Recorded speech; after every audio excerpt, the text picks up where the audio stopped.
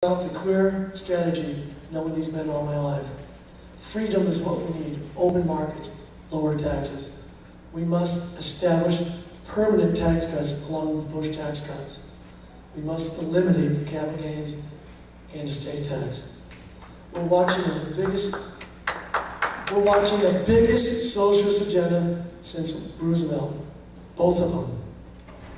I have real solutions. Please check out my website. We have a pamphlet that addresses them.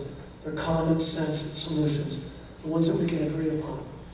I will not allow stimulus packages, pork. I simply want an economy that works and produces jobs from the private sector. I'm also a national security expert. I worked at Hughes Aircraft for 10 years in the intelligence and military fields. I know what it takes to secure the borders.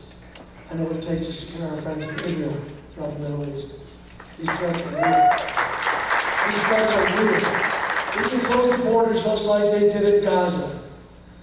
We don't have the UN fighting us to close the border, do we? Israel had to fight the UN. They had to fight our own politicians here.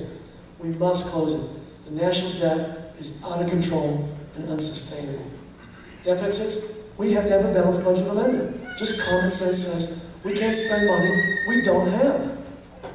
I wish I had one of those Visa cards that had no limit. Immigration reform, simple. Just do it like Israel has. Close the border and establish a clear path for citizenship. You don't want to be a citizen? Vaya con Dios. Healthcare reform? Healthcare reform? Are you going to get that with trial lawyers preventing it? Tort reform is distinctly absent in the healthcare bill. They don't want it. It's their meat and potatoes.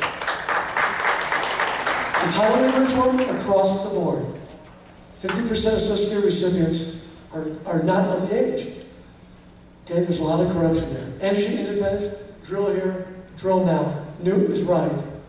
We have more natural gas here in the United States than the rest of the world combined.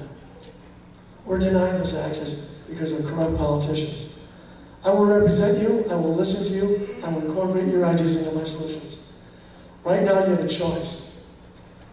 You have a simple choice today, on August 24th. You can elect an economist to solve the problems of the economy, or you can choose an electrician to solve a plumbing problem. Common sense says you must elect the economist. Thank you for your time. Good afternoon. One more thing. You elect me on August 24th, and I will can Ann. I will can.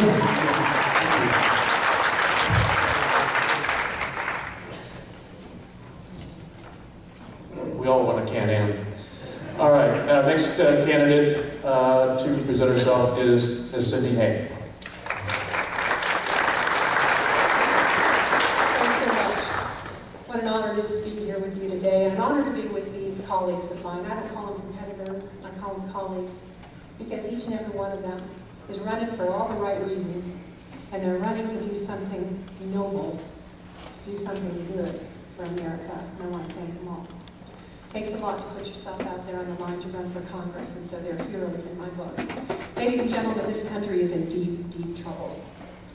We have 13 trillion national debt and counting. You know the numbers. 40% of every dollar the federal government spends is borrowed, and from countries like China. There is a fiscal day of reckoning coming, and coming very soon if we don't right this ship of state very quickly. You know, it's one thing for Congress to be irresponsible with their own money.